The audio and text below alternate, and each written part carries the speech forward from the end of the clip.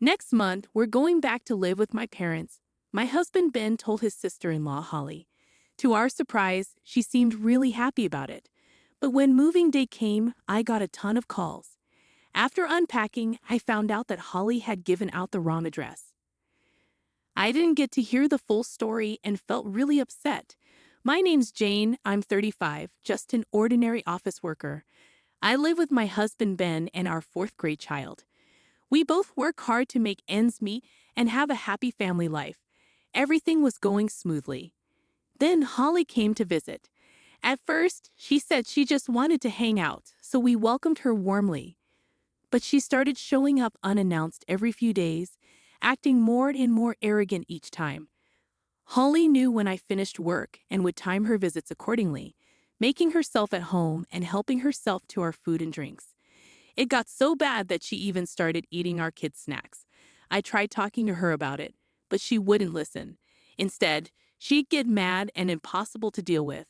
Lately, she's been coming over every single day, and Ben and I are worried sick about how to make her stop. Hey, you didn't get anything today, even though you knew I was coming. I felt like sighing at her behavior. I didn't buy anything. If you want to eat, you can get it yourself, I replied calmly. But as soon as I said that, Holly started yelling loudly. Don't mess with me. I'm a guest. You should treat me. And this is your house, right? It's only fair for you to pay for everything, she shouted aggressively, thinking it would make me give in. She was really selfish and difficult to deal with. Holly, we didn't get a call before you came. Isn't it common courtesy to let us know beforehand if you want to visit as a guest? I said, noticing Holly's shoulders tense up, causing her to spill her tea. How dare you? You're my sister-in-law. Is this how you treat family? I'll make sure everyone hears about this, she retorted angrily, despite being the one causing the inconvenience. Reflecting back, I remembered how different she was before. When I first met her at my in-laws' house, she and her husband Ken were so welcoming. They made me feel at ease, which helped me bond with my in-laws and eventually marry Ben. But now she seemed like a completely different person. When I tried to ask her if something had happened with her in-laws, she refused to talk about it. At first, I tried to be supportive, but as her unannounced visits and rude behavior continued, I grew frustrated. My attempts to distance myself only seemed to escalate her actions further. I need a drink. Go buy it? Now, Holly ordered me while I was busy cooking, almost pushing me out the door as if she wanted me gone. She threw my bag, which was in the living room, outside. Despite feeling frustrated and wanting to refuse, I grabbed my bag. But Holly blocked the doorway, refusing to let me back in until I got what she wanted. Please stop this. My husband will be home soon, and our child will be back from their friend's house, I pleaded, but Holly remained unmoved. I don't care. If you stop complaining and go now, you'll be back in time, she said firmly, blocking the entrance like a stubborn gatekeeper. Realizing arguing would be futile and only waste time, I reluctantly headed to the nearby supermarket to buy the alcohol Holly demanded. When I got back home, my kids had returned, and I found my sister-in-law, Holly, making my child clean up the tea she had spilled, acting all high and mighty. I quickly went to my child and shot a stern look at Holly. Please, don't do this again. You spilled the tea, so you need to clean it up, I firmly told her. But instead of acknowledging her mistake, Holly just started drinking the wine she had taken from me, saying, "It's your fault for being so slow." I told my child to take their things to their room and rushed through the rest of the cleaning. As I cooked, my frustration grew, and I couldn't help but wonder if there was any way to put a stop to Holly's unacceptable behavior. I talked to my husband, Ben, about Holly's behavior, and he was just as upset as I was, especially about what she did to our child. He said he'd call his brother right away to address the situation, but when he tried, he returned with a frown, saying the call wouldn't go through. We both looked at his phone, puzzled, wondering what could be causing the issue. Feeling disgusted by Holly's actions, we had been wanting to visit my in-laws, but finding a suitable day amidst our busy schedules was proving difficult. Despite our worries, we decided to plan a visit for next month and left it at that. The following day, I mentioned to Holly that we were planning to visit my in-laws, but she didn't seem interested in the details and strongly objected to our decision for some reason. Holly's yelling only added to our confusion. Why was she so adamant about us not going to my in-laws' house? As I pondered over this, I received more troubling news the next day. My mom called to inform me that my dad had fallen down the stairs and been injured, needing caregiving. Although it wasn't serious, my parents were clearly distressed. I offered to go home immediately, but my mom insisted that I prioritize my children and not worry about them. Both of my parents are over 65, still working senior jobs despite being retired to support themselves. With my dad now needing care, it would put extra strain on my mom, juggling caregiving and work. Their lives would undoubtedly be affected. I couldn't help but wonder what I could do to help them. With a heavy heart, I finished work for the day and headed home. That evening, Holly showed up at our house as usual after the kids got back from school, expecting dinner to be ready. It was a routine thing for her. I glanced at Holly with a bit of resentment. I had hoped to talk to Ben about my parents that night, but with Holly around, it seemed challenging. Could we skip dinner tonight? I bought a cake, I suggested, offering her the cake instead. Holly frowned and shot me a glare. What do you mean? You expect me to just eat cake? That's absurd. We have our own issues too. I'm sorry, but could you just take this and go home? I asked, hoping she'd understand. Reluctantly, Holly eyed the cake.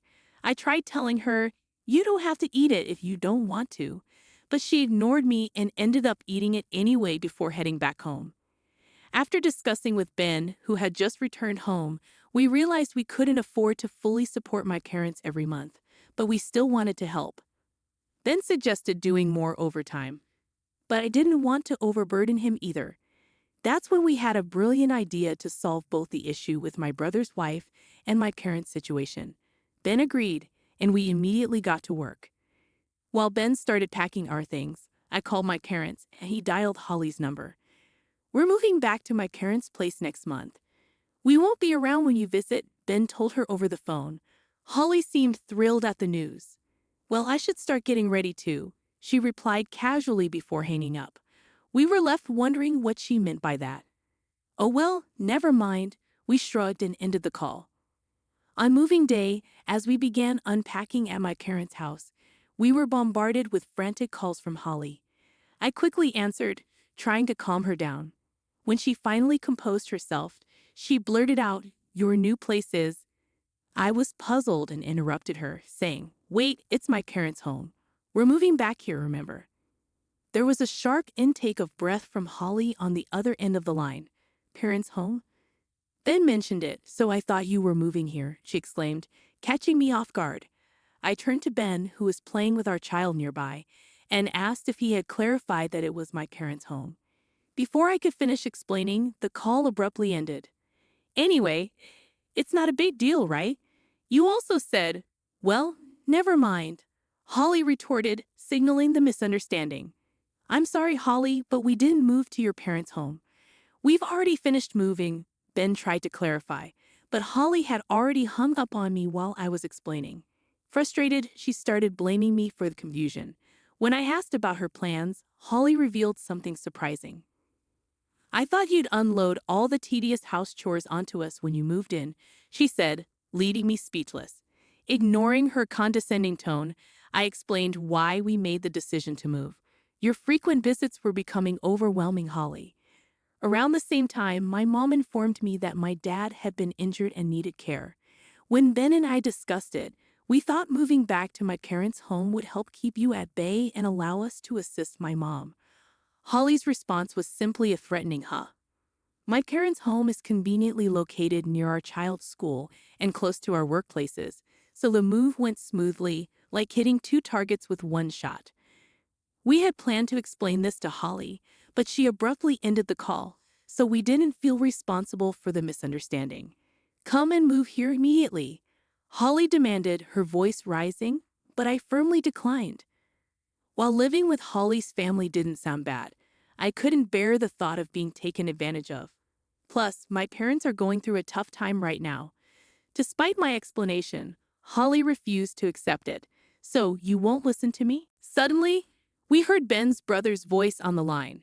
Holly gasped and stepped back. Is everything okay, Holly? I inquired, concerned. Holly pleaded urgently, please, just come over now. What's wrong? Hurry up. I wondered why my sister-in-law was so frantic. Holly's urgency left me speechless, and then she abruptly ended the call. After hanging up, I filled Ben in on my sister-in-law's urgent plea, and he grunted in response. Guess we better check it out, he said, offering to drive. Amidst the chaos of just having moved and dealing with various tasks, I quickly arranged for my parents to watch the kids while we visited my in-laws. Luckily, they were both home and agreed to help out, allowing Ben and me to go together. Upon reaching my in-laws' house, I rushed into the living room. There, I found Holly looking dejected, while my mother-in-law and brother-in-law appeared furious. They offered us tea and explained the situation as soon as they saw us. Holly ran away from home after we confronted her about her reckless spending. We've been trying to reach her, but she's been avoiding us, my brother-in-law explained, shooting a glare at Holly. I was stunned to hear this revelation. I hadn't realized Holly had left home. Ben shared my disbelief, giving Holly a questioning look. Apparently, Holly had even dipped into my savings. I had been trying to contact her to retrieve my money, but she had been unreachable. Today, she had suddenly returned home. Hearing about our move-in plans, they assumed it was a misunderstanding. Surprised? I instinctively shook my head. Then Holly, who had been quiet until now, spoke up defiantly. Mom, it's your fault for interfering in my life.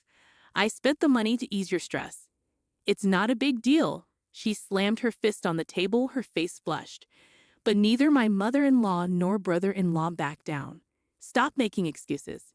You quit your job suddenly and expected us to do all the housework and cooking. How can you claim to be stressed? Exactly. You spend all the money we earn on designer bags. It's unacceptable. They both raised their voices angrily, their faces red. Holly, showing no remorse, simply looked away, not taking the situation seriously. We had no clue about the turmoil brewing in my in-laws' home. My brother-in-law's voice rose sharply. Enough is enough. Are you also causing trouble for my younger brother? If you're so unhappy, let's just get divorced. Stay out of our lives. Holly's face drained of color, panic evident in her eyes. Wait. Why does it have to come to that? I was just trying to take care of you two, she pleaded. Ben and I exchanged a sigh. It was us who took care of you. You came over every day, ate and drank whatever you wanted from our home, even had dinner without contributing or lifting a finger to help. I interjected, earning a sharp glare from my brother-in-law. That's because it's your house. I'm a guest, so why should I pay? Holly spoke selfishly, leaving us speechless.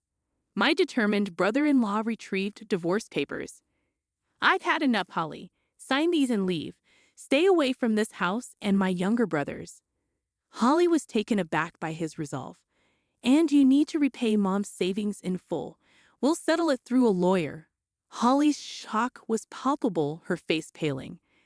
I wonder how much she spent, I mused, noting her reaction. I don't have that kind of money, Jane. Both you and Ben are working, right?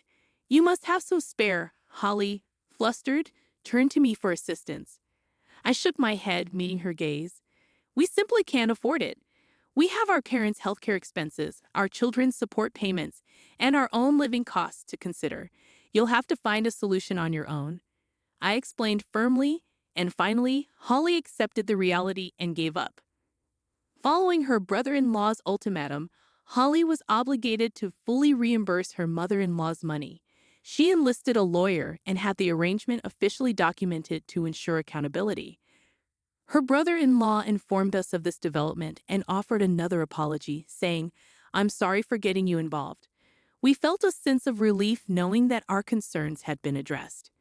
Interestingly, it appears that all the food and drink consumed by Holly at our house was also included in the mother-in-law's claim. While full repayment might be challenging due to the lack of detailed records, some restitution may be possible. My husband and I express our gratitude to my brother-in-law. It turns out that Holly had borrowed money to cover her expenses during her absence and is now struggling with that debt as well. Meanwhile, I've been dedicating my time to assisting my mom at my parents' home. With Holly no longer a source of concern, most of my stress has dissipated. Moving forward, I'm committed to working diligently to safeguard my cherished parents and family.